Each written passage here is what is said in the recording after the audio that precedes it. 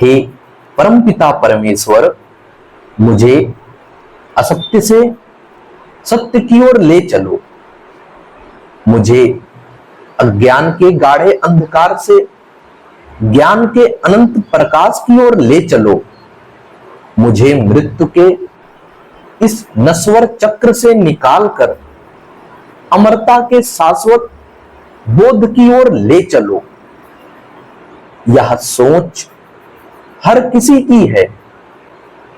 हर आत्मा यही चाहती है कि वह असत्य से सत्य की ओर, अज्ञान से ज्ञान की ओर, मृत्यु के इस नश्वर चक्र से अमरता के शाश्वत बोध की ओर यात्रा करे।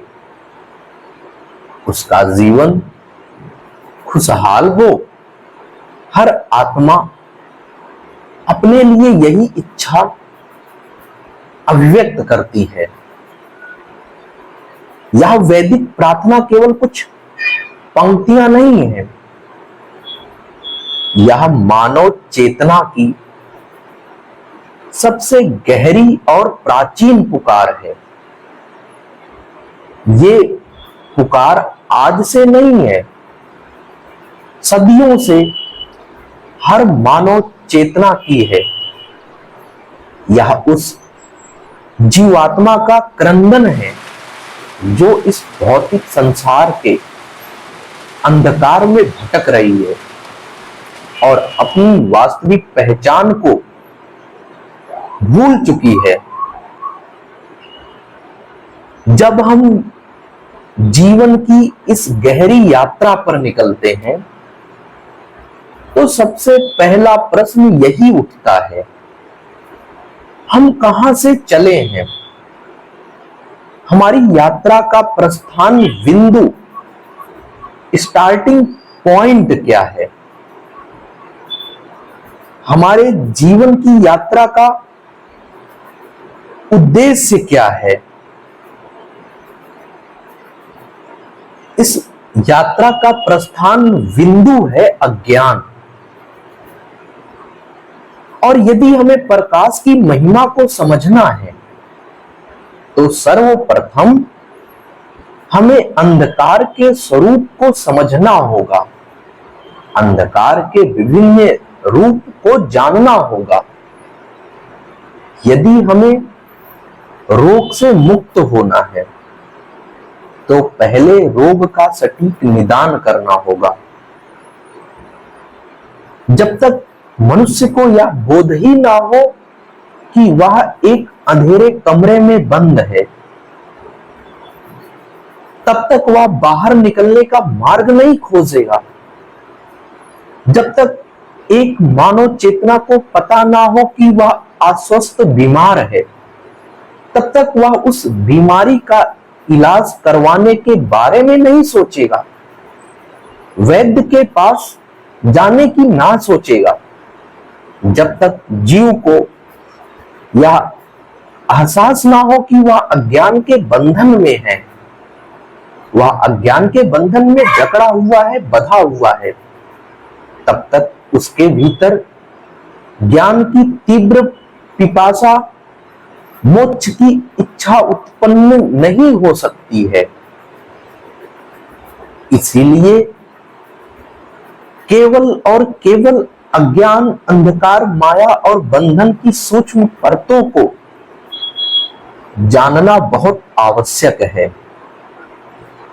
हर मानव चेतना को समझना होगा कि अज्ञान वास्तव में क्या है, जीवन में कैसे काम करता है और किस प्रकार इसने मानव चेतना को अपने पास बांध रखा है। तो हम बात करते हैं अंधकार का वास्तविक अर्थ, कि अंधकार का वास्तविक अर्थ क्या है। अज्ञान कोई वस्तु नहीं है। अक्सर लोग सोचते हैं अज्ञान कोई ऐसी ठोस चीज है जिसे कहीं से लाकर फेंक दिया गया है, या अंधकार कोई ऐसी वस्तु है जो सूर्य को ढक देती है। दार्शनिक और आध्यात्मिक दृष्टि से अंधकार का अपना स्वयं कोई स्वतंत्र अस्तित्व नहीं होता। अंधकार केवल और केवल प्रकाश का अभाव, absence ऑफ लाइट है। जब सूर्य अस्त होता है या जब कमरे का दीपक बुझा देते हो तो अंधकार कहीं बाहर से चलकर कमरे में नहीं आता कि कहीं दूर से चलकर कमरे में आया हो। प्रकाश के हटते ही जो बच जाता है शेष, उसी को हम अंधकार कहते हैं। ठीक उसी प्रकार अज्ञान, अविद्या कोई वस्तु या नकारात्मक शक्ति नहीं है। अज्ञान केवल आत्मज्ञान या स्वरूप बोध का अभाव है कि मानव चेतना के भीतर आत्मज्ञान की कमी है, उसे स्वरूप बोध का अभाव है। जब मानव की चेतना अपने वास्तविक स्वरूप में आती है, जो कि स्वयं ज्योतिमय सच्चिदानंद आत्मा है, को भूल जाती है, तो उसे विस्मृत का नाम अज्ञान है। जब हम सभी की चेतना अपने वास्तविक स्वरूप, जो कि स्वयं ज्योतिमय सच्चिदानंद आत्मा है, इसको भूल जाती है, तो उसी विस्मृति का नाम अज्ञान है। इस अज्ञान के कारण ही जीवन में भय, शोक, मोह, संताप और पीड़ा का जन्म होता है। जब तक प्रकाश नहीं होता तब तक रस्सी भी सांप दिखाई देती है, लेकिन उस सांप में कोई वास्तविक जहर नहीं होता। वह सांप काटता भी नहीं, लेकिन उसके होने के भ्रम मात्र से मनुष्य का हृदय और उसके हृदय की गति तेजी से धड़कने लगती है, पसीना छूटने लगता है और वह भयभीत होकर चिल्लाने लगता है, भागने लगता है। यही अज्ञान का खेल है। संसार का दुख भी उसी काल्पनिक सांप की तरह है, जो केवल अज्ञान के अंधेरे में सच प्रतीत होता है। अज्ञान के तीन मुख्य आयाम हैं। पहला अविद्या, दूसरा अस्मिता, तीसरा राग देशु। महर्षि पतंजलि ने अपने योग्य सूत्र में क्लेशों का वर्णन करते हुए अज्ञान, अविद्या को बाकी सभी दुखों की मां कहा है। अविद्या क्षेत्र मुक्तोषम, अविद्या ही आने वाले सभी क्लेशों की भूमि है। अज्ञान तीन मुख्य परतों में कार्य करता है। पहला अविद्या, इल्यूजन ऑफ रियलिटी। अविद्या का सीधा अर्थ है जो जैसा है उसे वैसा ना देखकर कुछ और देखना। इसके चार मुख्य लक्षण हैं। अनित्य में नित्य की बुद्धि। यह संसार, यह शरीर, यह धन दौलत क्षण भंगुर है, हर पल बदल रहे हैं, हर क्षण परिवर्तनशील है। लेकिन आत्मा के कारण मनुष्य ऐसे जीता है जैसे वह यहां सदा सदा के लिए रहने आया है। यह सब आत्मा की देन है। असुचि में सुचि की बुद्धि इस नश्वर मांस और हड्डियों से बने शरीर को अत्यंत पवित्र और सुंदर मानकर इसी के श्रृंगार और रक्षा में पूरा जीवन बिता देना। दुख में सुख की बुद्धि जिन बाह्य विषयों और वासनाओं से अंततः केवल निराशा, थकावट और दुख मिलता है, उन्हीं में सुख की खोज करना। अनात्मा में आत्मा की बुद्धि जो मैं नहीं हूं, शरीर, मन, बुद्धि, विचार, उसे मैं मान लेना। दूसरी बात करते हैं अस्मिता। जब अविद्या के कारण जीव अपनी वास्तविक पहचान भूल जाता है, तो वह एक झूठा अहंकार ईगो निर्मित करता है। वह कहता है मैं राम हूं, मैं डॉक्टर हूं, मैं अमीर हूं, मैं गरीब हूं। अस्मिता का अर्थ है दृष्टा और दृश्य को एक मान लेना। देखने वाला आत्मा है और देखा जाने वाला शरीर मन है, लेकिन अज्ञान इन दोनों को आपस में मिला देता है। जब शरीर बीमार होता है तो अज्ञानी कहता है मैं बीमार हूं। जब मन उदास होता है तो अज्ञानी कहता है मैं उदास हूं।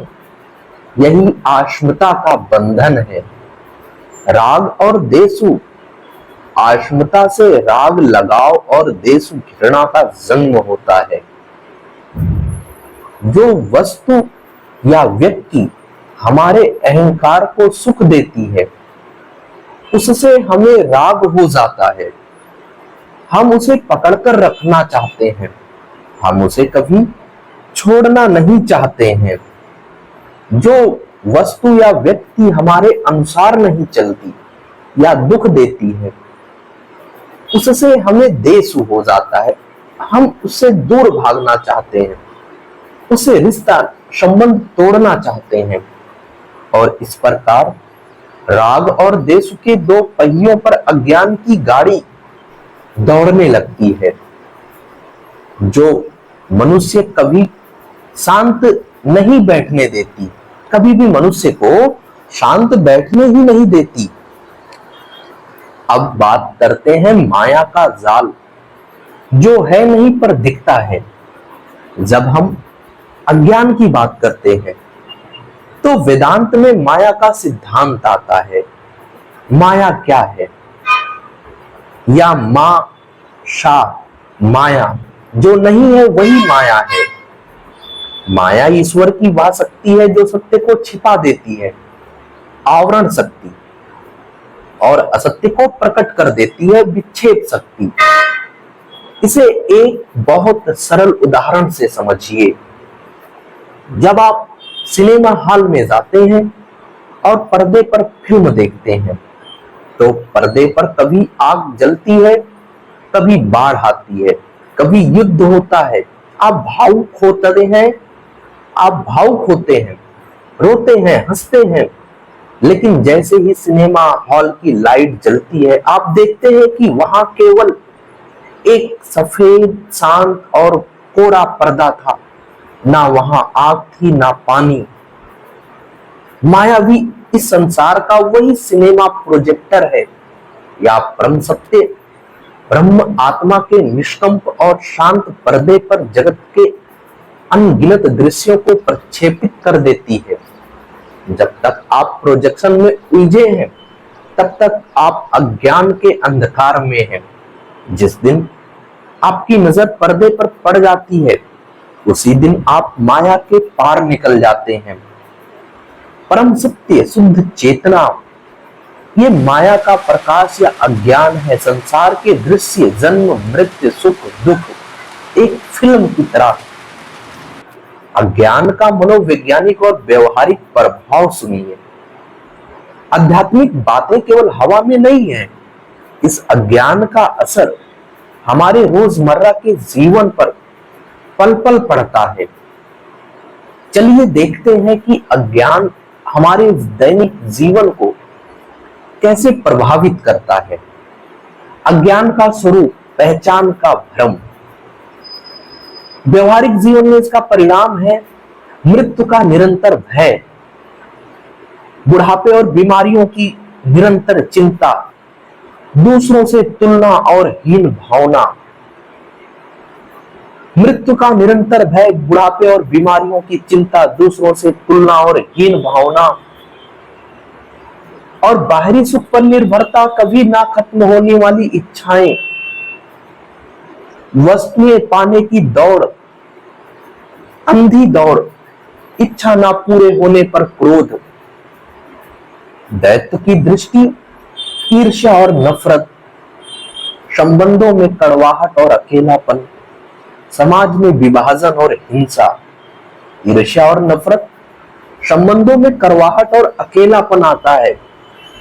साक्षी भाव का अभाव, तनाव और अवसाद, विचारों का गुलाम बन जाना, निर्णय लेने में अस्पष्टता। जब मनुष्य अज्ञान के वशीभूत होकर जीता है तो वह एक ऐसे व्यक्ति की तरह होता है जो हाथ में अमूल्य हीरा लिए खड़ा है, लेकिन उसे कांच का टुकड़ा समझकर भीख मांग रहा है। हमारे भीतर आनंद का अक्षय भंडार आत्मा है, लेकिन हम बाहर के झूठे सुखों की भीख मांगते फिरते हैं। अज्ञान के 3 आवरण, मल, विक्षेप और आवरण।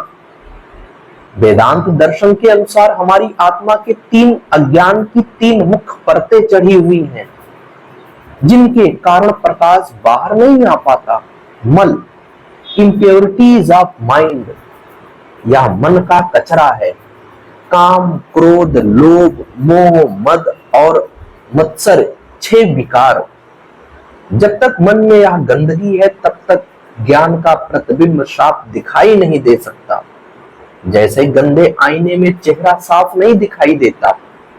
विक्षेप या मन का चंचल होना, मन हर क्षण एक विचार से दूसरे विचार पर कूदता रहता है। जैसे हिलते हुए पानी में चांद का प्रतिबिंब हिलता हुआ और अस्पष्ट दिखता है, वैसे ही चंचल मन में ईश्वर या आत्मज्ञान का अनुभव नहीं होता। आवरण या अज्ञान की सबसे गहरी परत है। यह वह शक्ति है जो जीवात्मा से कहती है, ईश्वर नहीं है, आत्मा नहीं है, तुम तो बस यह छोटा सा शरीर हो। यह अज्ञान का पर्दा है।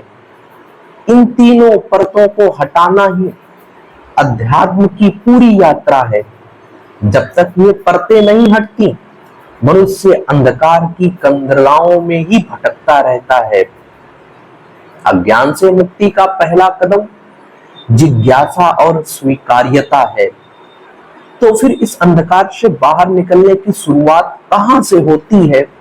ये प्रश्न हर किसी के मन में उठा जरूर होगा कि आखिर कैसे और शुरुआत कहां से हो। अंधकार से निकलने का पहला कदम यह स्वीकार करना है कि हाँ, मैं भी अभी अंधेरे में हूं। जब तक रोगी यह मानने से इनकार कर दे कि वह बीमार है, तब तक दुनिया का कोई डॉक्टर उसका इलाज नहीं कर सकता। अधिकांश लोग जीवन भर इस मुगलते में रहते हैं कि वे सब जानते हैं। उनका अहंकार उन्हें यह स्वीकार ही नहीं करने देता कि उनका सांसारिक ज्ञान केवल सूचनाओं का ढेर है, वास्तविक ज्ञान नहीं। अर्थो वेदों उपनिषदों का पहला सूत्र है, अथतो ब्रह्म जिज्ञासा। अब ब्रह्म को जानने की जिज्ञासा करो। जिज्ञासा तब पैदा होती है जब जीवन में दुखों के थप्पड़े लगते हैं। जब जीवन में दुख का थप्पड़ लगता है और मनुष्य सोचने पर मजबूर होता है, मैं कौन हूं, मैं यहां क्यों आया हूं, यह संसार क्या है, क्या इस जीवन का अंत केवल मृत्यु हुई है या इसके पार भी कुछ है। ये सवाल ही अज्ञान की दीवार में पहली दरार पैदा करते हैं। यही दरार प्रकाश की पहली किरण को अंदर आने का रास्ता देती है। मेरे प्रिय आत्ममन, जीवन की यह गहरी यात्रा किसी बाहर की दुनिया की यात्रा नहीं है, या बाहर से भीतर की ओर मुड़ने की यात्रा है। सबसे पहली बात, घबराने की आवश्यकता नहीं। अंधकार कितना भी पुराना और गहरा क्यों ना हो, करोड़ों वर्षों की गुफा में भी यदि एक तीली जला दी जाए तो अंधकार को मिटने में एक क्षण का 1000वां हिस्सा भी नहीं लगता। अंधकार का अपना कोई बल नहीं होता, बल केवल प्रकाश में है। अब हम बात करते हैं प्रकाश की पहली किरण, जागृत विवेक और वैराग्य की। नींद से जागरण की ओर उठो, जागो और श्रेष्ठ पुरुषों गुरुओं के सानिध्य में जाकर उस परम सत्य को जानो जिससे जीवन की डोर बदल जाएगी। हमने अभी तक अज्ञान के उस गहन अंधकार को समझा जिसमें जीव को जन्म जन्मांतरों से अपने पास बांध रखा है। हमने देखा कि कैसे अविद्या और माया के कारण मनुष्य अनित्य को नित्य और दुख को सुख मान बैठा है। परंतु क्या जीव सदा इसी अंधकार में पड़ा रहेगा? नहीं, चेतना का स्वभाव ही प्रकाश की ओर बढ़ना है। जिस प्रकार एक बीज अंधेरी मिट्टी के नीचे दबा रहकर भी ऊपर सूर्य के प्रकाश की ओर फूटने के लिए संघर्ष करता है, उसी प्रकार हर जीव के भीतर परमात्मा को पाने की एक अंतर्निहित तड़प होती है। जब जीवन में दुखों के थप्पड़, अपनों का बिछोह, सांसारिक असफलताओं की निराशा या अनित्य संसार की असारता समझ में आने लगती है, तब मनुष्य की चेतना नींद से चौंका कर जागती है। इसी क्षण अज्ञान के घने अंधकार में प्रकाश की पहली किरण फूटती है। जागृत का स्वभाव अंतर्मुखी होने की शुरुआत। जब तक मनुष्य अज्ञान में सो रहा होता है, उसकी पूरी ऊर्जा बाहर की ओर बहती है। उसकी आंखें बाहर देखती है, कान बाहर सुनते हैं, मन बाहर की वस्तुओं और व्यक्तियों को पाने की दौड़ में लगा रहता है। इसे बहिर्मुखता, आउटवर्ड कहते हैं। जागृत का पहला लक्षण है कि ऊर्जा की दिशा बदल जाती है। बहती हुई नदी का रुख मोड़ने की भांति मनुष्य अंतर्मुखी होने लगता है। जागृत का अर्थ यह नहीं कि आप घर बार छोड़कर जंगल चले जाएं या अपने उत्तरदायित्वों से भाग खड़े हो जाएं। जागृत का अर्थ है अपनी प्राथमिकताओं का बदल जाना। अब आप संसार में रहते तो हो, लेकिन संसार आपके भीतर नहीं रहता। आप अभिनय करने वाले उस कुशल कलाकार की तरह बन जाते हैं जो मंच पर राजा का किरदार निभाते हुए भी भली भांति जानता है कि उसका वास्तविक अस्तित्व मंच के पीछे कुछ और है।